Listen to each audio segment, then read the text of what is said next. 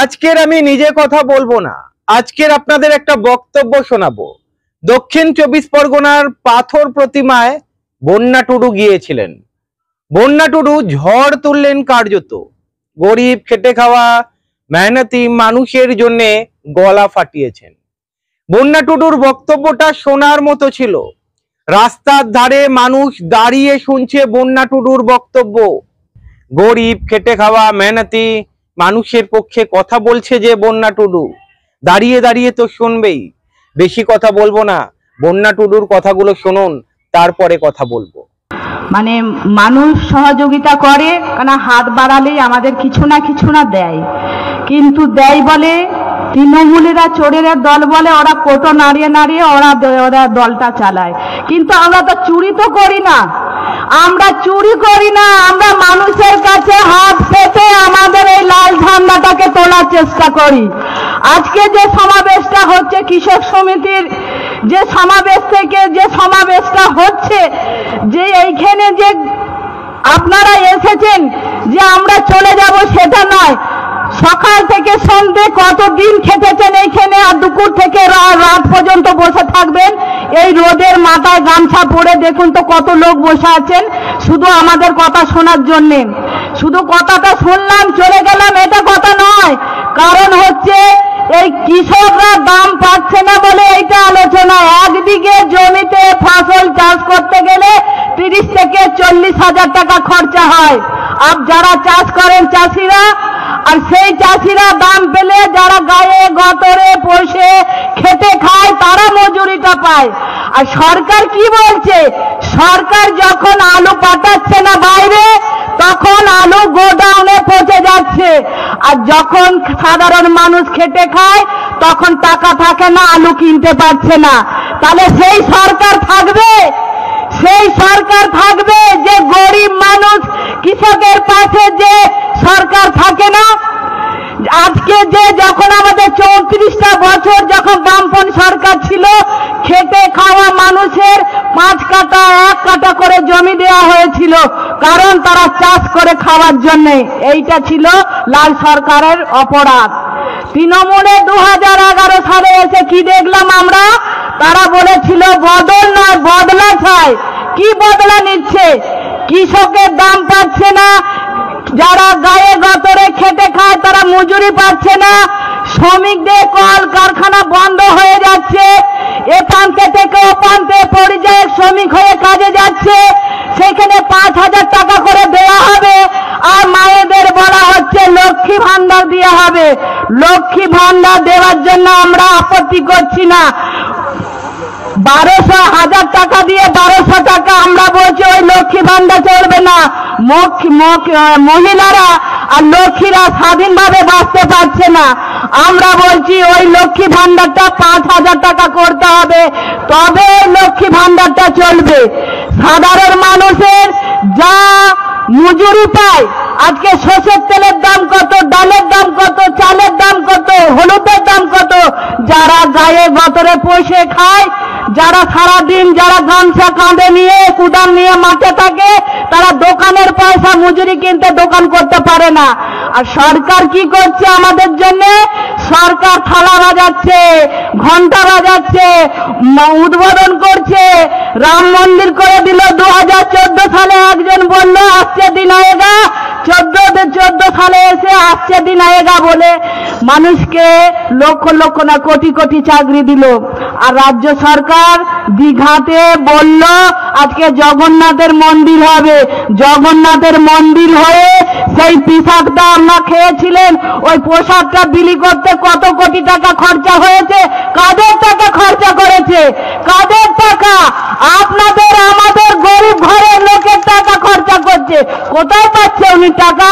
সারাদিন যারা হারহীন কাজ করে তাদের জন্য টাকা হচ্ছে না।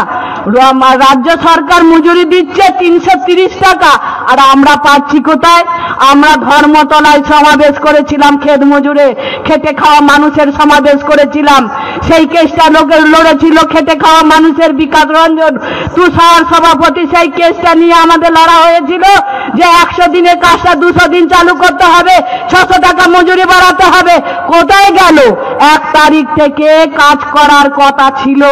আমাদের পঞ্চায়েতে ডেপুটেশন দেওয়া হচ্ছে, ব্লকে ডেপুটেশন দেওয়া হচ্ছে, কিন্তু পঞ্চায়েতগুলো তো তৃণমূলের পার্টি অফিস হয়ে গেছে।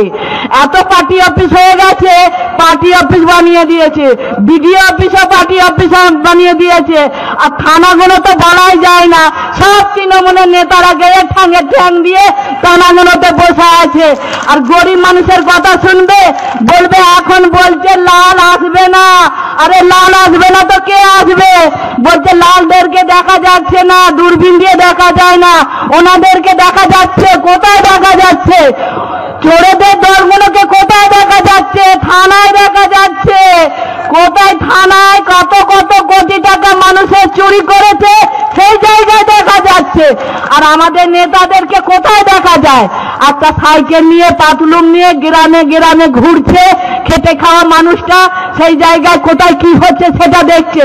আর ওনারা বলছে আমাদের নানা লাল ঝান্ডা কোথায় টাঙানো হবে। পুলিশ ঠিক করে, পুলিশের অধিকার আছে, পুলিশের অধিকার আছে। যে পুলিশ খাকি জামাটা পরা আছে সেটা আমাদের গতর পোষা হিমের টাকা আমাদের।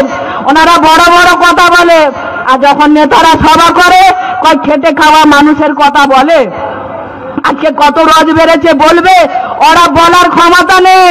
তৃণমূলেরা ডুগডুগি বাজায়, যেমন ডুগডুগি বাজায় তেমন পুলিশরা নাচে। এখন সেই দশা হয়ে গেছে। আপনারা সোশ্যাল মিডিয়ায় দেখেননি মমতা একটা কেমন গান গাইছে? মমতা একটা গান গাইছেন, উনার এত অবস্থা খারাপ হয়ে গেছে, এত অবস্থা খারাপ হয়ে গেছে, উনি বিদায় জানাচ্ছেন যে বিদায় যাওয়ার জন্য ওনার উপস্থিত হয়ে গেছে। আপনাদেরকে ভাবতে হবে এই সমাবেশে আমাদের সামনে দিন যে দিনটা লড়াই আসছে, সব থেকে পাখির চোখ করে আমরা নামবো, পাখির চোখ করে নামবো। আমাদেরকে বলা হচ্ছে যে ওনাদেরকে বুথে বসতে দেওয়া যাবে না। বলছে না নেতারা যা কথা বলছে, তৃণমূলের নেতা আর বিজেপি নেতা এখন এক হয়ে গেছে। এখন যাও করে বলছে লাল ঝান্ডাকে যাতে সামনে আসতে দেওয়া যাবে না। কারণ হচ্ছে তৃণমূল আর বিজেপি ভয় ধরে গেছে।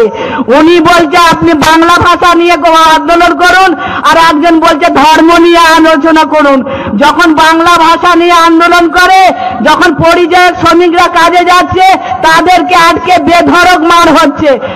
একজন প্রফেসরকে মেরে তো বলছে না যে বাংলা ভাষা কি বলছেন, একজন ব্যাংকের ম্যানেজারকে তো তখন মারা হচ্ছে না। সব থেকে পিছিয়ে পড়া খেটে খামারে যারা কাজ করে, ব্যাগে কাঁধে নিয়ে, পিঠে কাঁধে নিয়ে তাদেরকে মারা হচ্ছে। আর সেইখানে নাকি বলছে আমাদের মুখ্যমন্ত্রী সে আলোচনা করে বলছে বাংলা ভাষা। বাংলা ভাষা মানুষের সবাই জানে, কথাটা সবাই শোনে। আর একজন আছে যে হিন্দুত্ববাদ বলে, হিন্দুটা পড়ে না খায়, খেটে খামার মানুষ কিচ্ছু বোঝে না। ধর্ম নিয়ে আলোচনা করে যে ধর্ম, আমার মায়েরা লক্ষ্মী পুজো করে, কালী পুজো করে, দুর্গা পুজো করে, সব পুজো করে। তাকে ধর্ম নিয়ে বলতে হবে না। উনি কি নরেন্দ্র মোদী, উনি কি ঠিক করে দেবেন নাকি? জনতা পার্টি ঠিক করে দেবে আমি কি পুজো করব? আমি বন্যা টুডু, আমি আদিবাসী, আমি মারাংগুরুকে পুজো করি, একজন সে লক্ষ্মী পুজো করে, সে নরেন্দ্র মোদী ঠিক করে দেবে? ঠিক এবার আমরা করব। আপনারা অনেক ডুগডুগি বাজিয়েছেন, আর বাজাতে দেব না। দেখছেন না 21শে জুলাইয়ে মুখ্যমন্ত্রী 10 লক্ষ টাকা করে ঘোষণা করে দিল। কারণটা কি? 100 দিনে কাজটা টাকা বন্ধ হয়ে গেছে।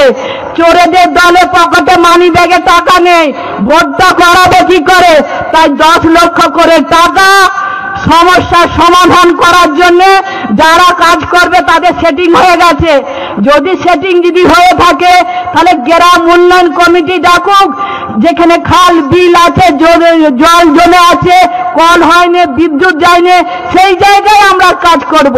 সেইখানে আমাদের খেটে খাওয়া মানুষ পাত্তা পাচ্ছে না। তৃণমূলেরা সব সেটিং হয়ে গেছে। 10 লক্ষ টাকা কোথায় কাজ হবে? এই যে মমতার চাল, 26-এ নির্বাচন করার জন্য 10 লক্ষ টাকা বুথে বুথে দিয়ে দিয়েছে, আর পরিযায়ী শ্রমিককে 5,000 টাকা দিয়েছে। আর পরিযায়ী শ্রমিকরা যারা কেরালায়, বিহার, উড়িষ্যায় কাজ করে তারা 30 থেকে 40,000 টাকায় কাজ করে। সেখানে বলছে আপনি যে আমাদেরকে ডাকছেন ভোটের ময়দানে কাজ করার জন্য, আমরা কেউ যাব না, দরকার হলে আপনাকে আমরা 5,000 টাকা করে বেশি দেবো, আপনি বুথে কাজ করান। ওই বুথে কাজ করান, ওনারা পয়সা বেশি হয়ে গেছে। তো যে মানুষ খাটছে, আজকে চাষের দাম নেই, চাষের দাম নেই, চাষের টাকা দিতে পারছে না, গরিব মানুষ খাটা পয়সা। আজকে স্কুল বন্ধ, 8,000 স্কুল বন্ধ। স্বাস্থ্য যেখানে হসপিটাল, ডাক্তার নিয়োগ নেই, সেখানে সব বন্ধ। আজকে সেন্টার কোনো বন্ধ, সব বন্ধ। আজকে দেখে যান মুখ্যমন্ত্রী এ মাতা এ মাতা ও মাতা ও মাতা নেচে নেচে মাইকে কি বলছে নিজের ঠিক নেই, গলা চিপটা বেরিয়ে গেছে। ওরা চমকাচ্ছে, লাল ঝান্ডা দেখে চমকাচ্ছে। মনে করে দিয়েছিল আমাদের কমরেডদেরকে ভাই দেখিয়ে ঘরে ঢুকিয়ে দেবে, কিন্তু ঘরে আর ঢুকবে না। আমার খেতে খামারে ভাই বোনরা সব বেরিয়ে এসেছে। 11 সালে যা অত্যাচার করেছেন 26-এ আপনাকে বুঝিয়ে দেবেন। তাই আমাদের কমরেডরা আজকে রোদে সব বসে আছে, কারণ হচ্ছে এবারে 26-এ নির্বাচন হবে। ওনারা বলছে আমরা টাকা দিয়ে ভোট করিয়ে নেব, কিচ্ছু হবে না, যা করার করব। আমরা বলে দিয়েছি, আমরাও দেখে নেব। আমরা যেমন সমাবেশে রাস্তায় আগলে বসে আছি, আমরা প্রত্যেক বুথে আগলে বসে থাকবো, ভোট আমরাও করে দেখিয়ে দেব।